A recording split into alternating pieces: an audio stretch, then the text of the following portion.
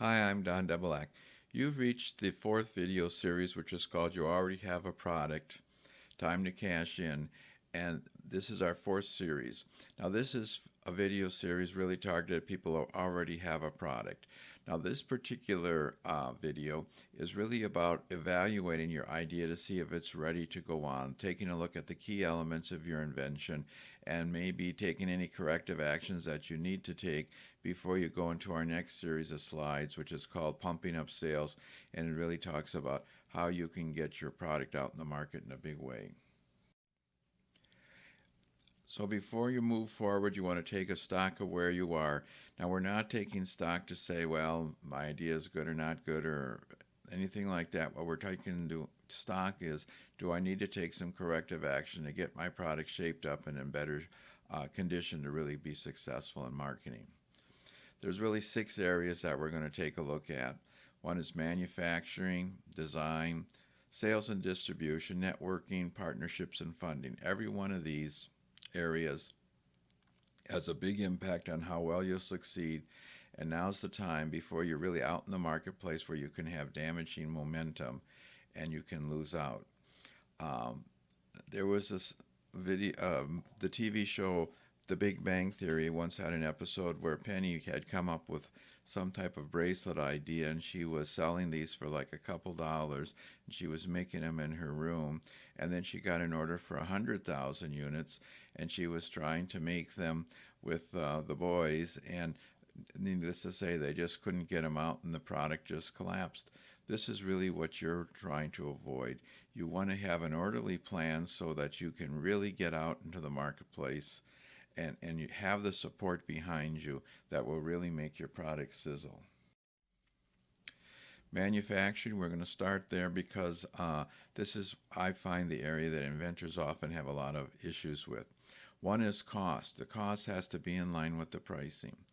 Now, what this means is that in order for you to make money, you have to have your suggested retail price be 4 to 5 times what your manufacturing cost is. The reason you need such a difference is, first of all, you're going to lose 50% of your sales price to the distribution channel.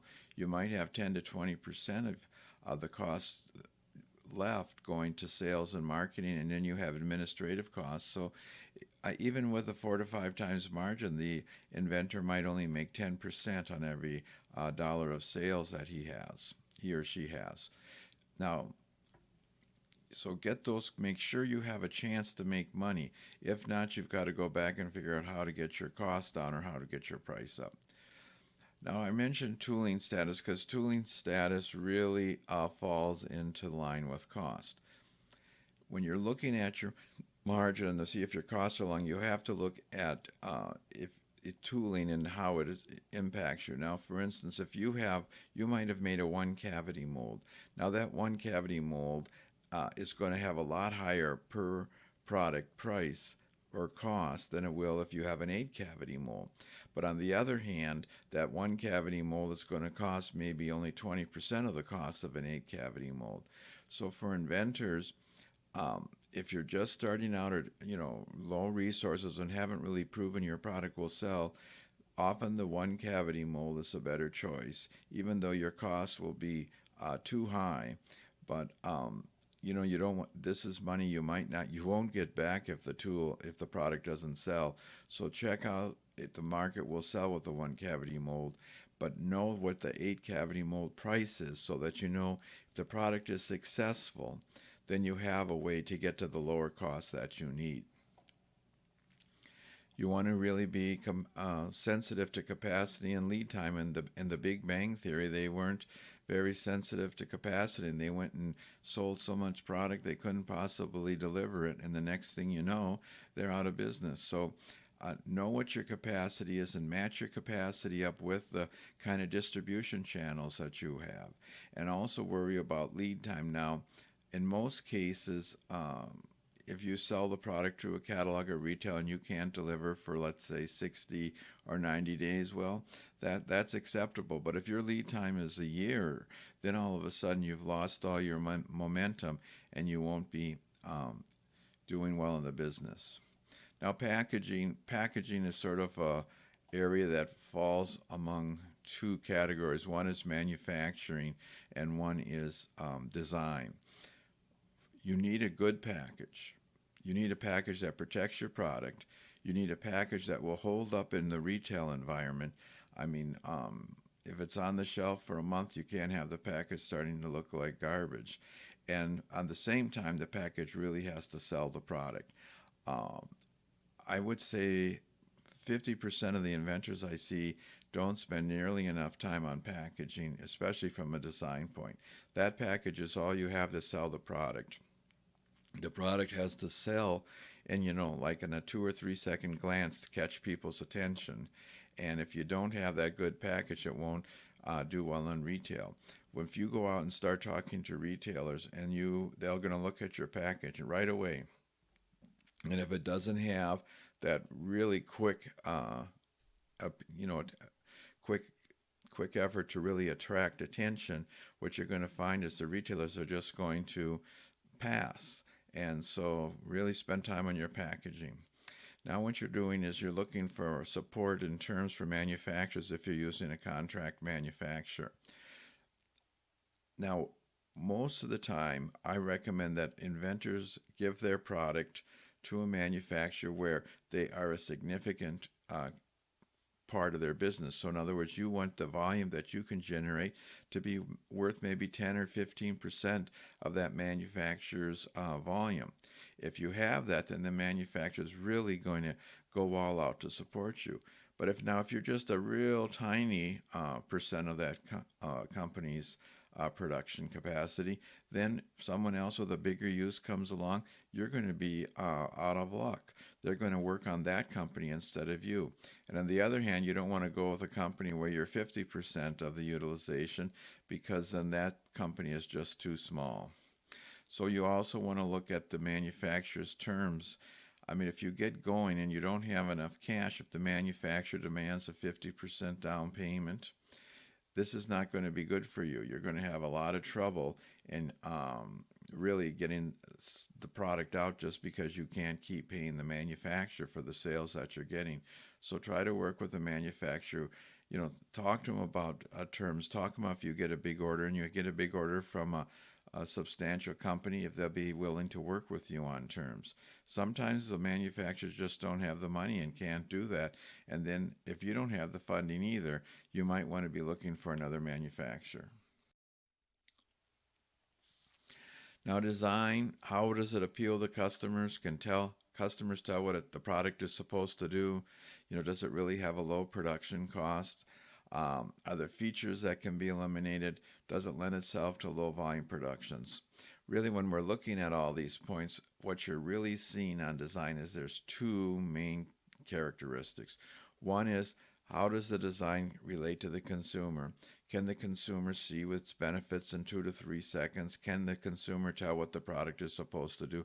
Can the consumers tell that it's really a better product than what's else out there? And does the product look dramatically different to consumers? On the other side of design is, how well is the product made? Does it have a simplistic design that will be cheap to make, or has it got a complex design that's just going to have a high manufacturing cost?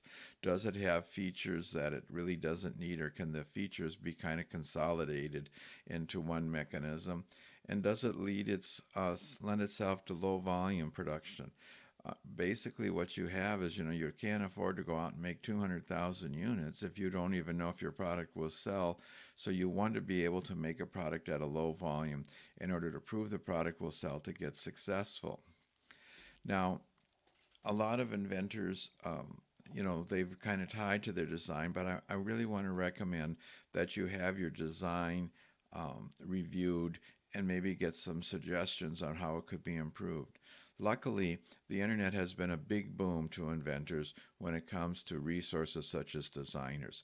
If you go to freelance sites, and there's many on the internet, and put in, for instance, freelance product design, you can post your product, and you can post your product with the amount of money you're willing to spend. So let's say you put on a product design review, $400, and see what designers come back to you with, and see if you can get a designer with the experience you like, who really wants to take a look at your product and can evaluate it from both of these considerations. If the one designer can only do aesthetic design, then you might want to take a look at a product engineer who could also do a review of your product. So you might have to spend, $400 to $500 for each review, but then you can really take a look and see if there's substantially your product can be substantially improved. Uh, Products making it or breaking it on the marketplace, it's a very thin line, and just not having the design quite right can really make a big difference. One of the things that we have on our site are what we call inventor stories. Now, these are 77 stories of inventors that I wrote when I was with Entrepreneur magazine in the early 2000s. I went back just recently and checked with these on these inventors and seen how successful they were. And about one third were phenomenally successful, another third were pretty successful, and the other third were either modestly successful or not successful. But if you put into a search term things like product design, you'll get the stories that relate to that. And take a look at that, and you'll see some of the design considerations and some of the very small improvements that made all the difference in the world before success and failure in the marketplace. So don't overlook design, and don't think that a little bit of a design improvement won't help you. But keep in mind, you really need to be 30% different, 30% better, and than the competition. So if your design change takes you from like 10 to 12% improvement, that's not worth doing. But if you can make a really huge leap in this area, it's really worth doing. Sales and distribution. Now, the next video series is an entire online training session on pumping up sales. So I'm really not going to go too much into sales and distribution here, because the pumping up sales section really covers it in depth. But the main considerations you're really looking with the product is, do you have a market beachhead? The one thing, success sells in the invention business. Momentum sells in the invention business. So when you get out there, you want to find some very small market. It could be 6 stores. It could be QVC. It could be catalog sales. It could be any number of things where you actually can get your product and be successful. You just pour your resources in there to make sure that the product sells so that you get that momentum. But pricing is a big issue. You really can only sell the product for what the market will bear. And so when you're taking a look at the pricing and how it fits into the marketplace, I often do some market research tests on that with consumers.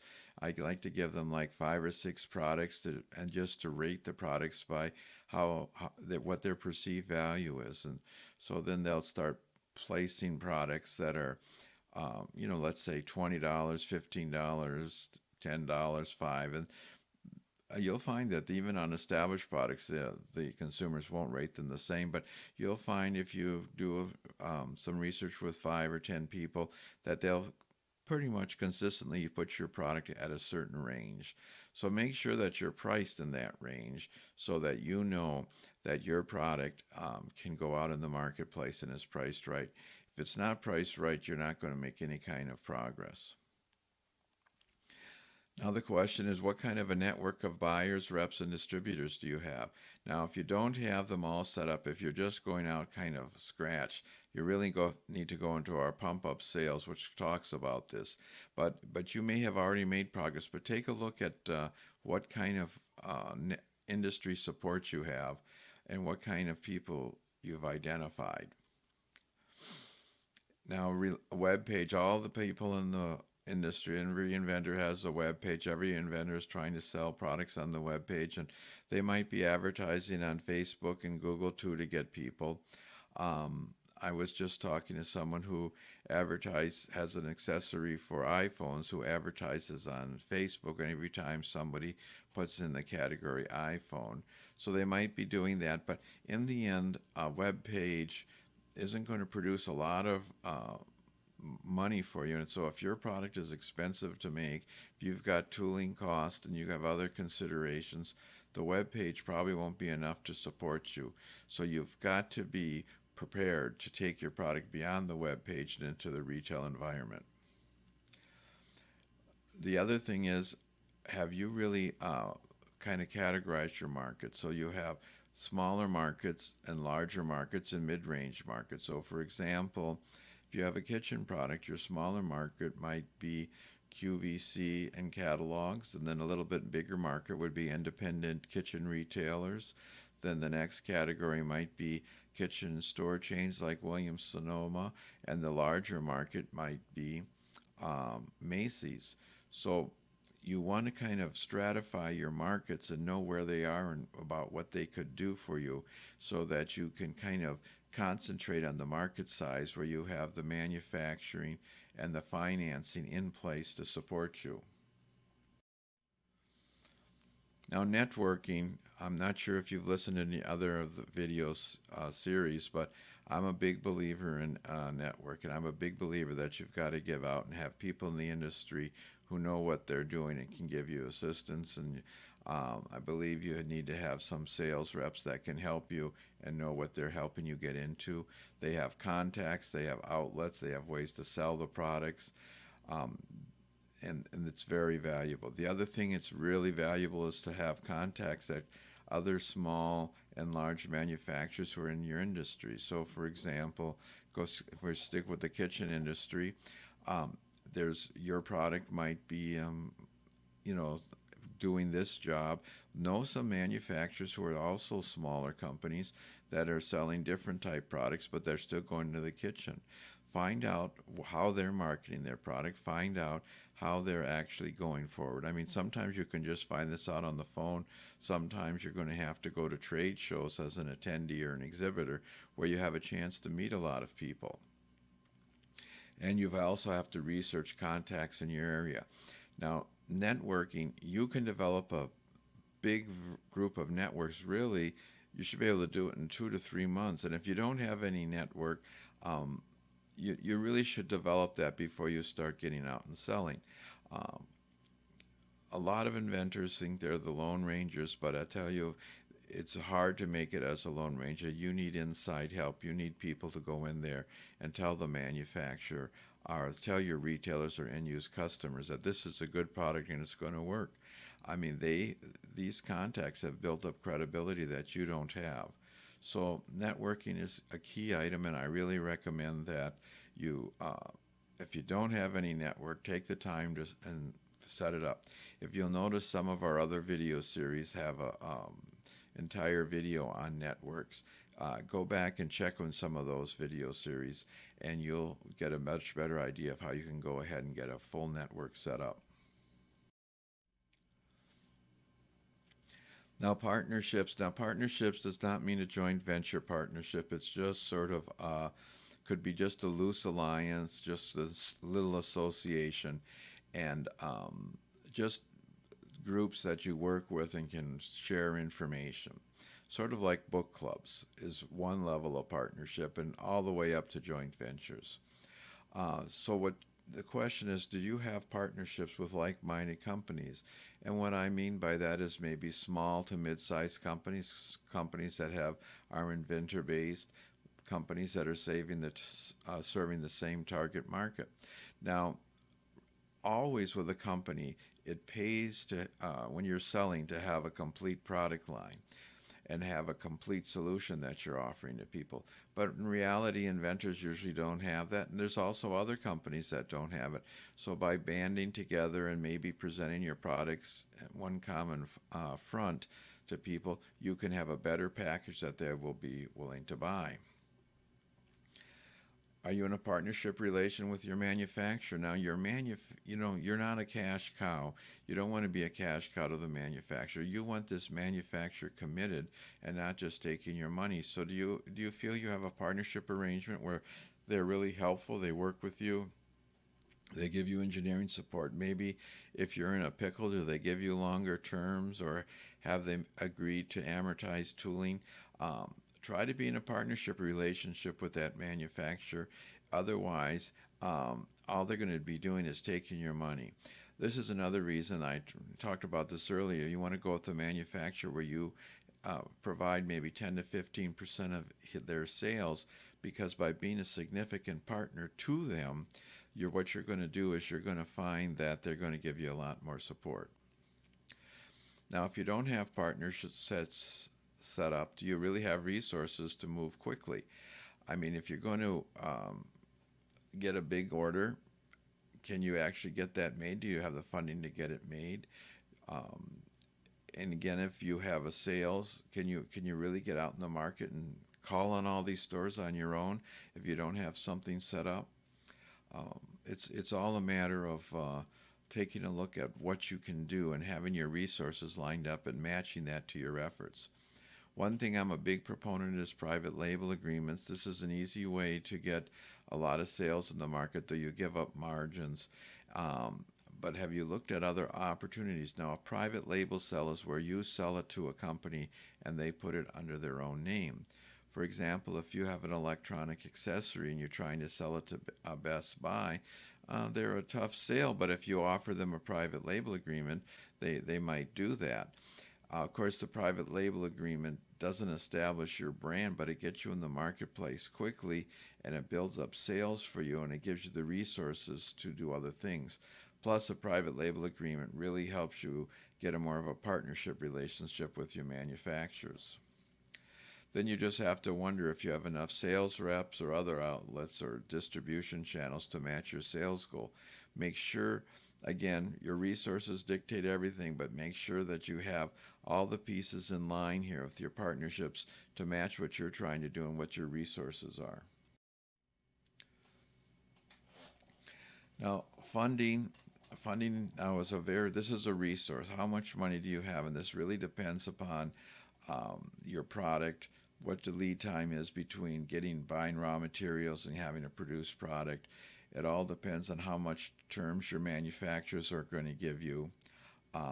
But everyone you're going to deal with is going to worry about your funding.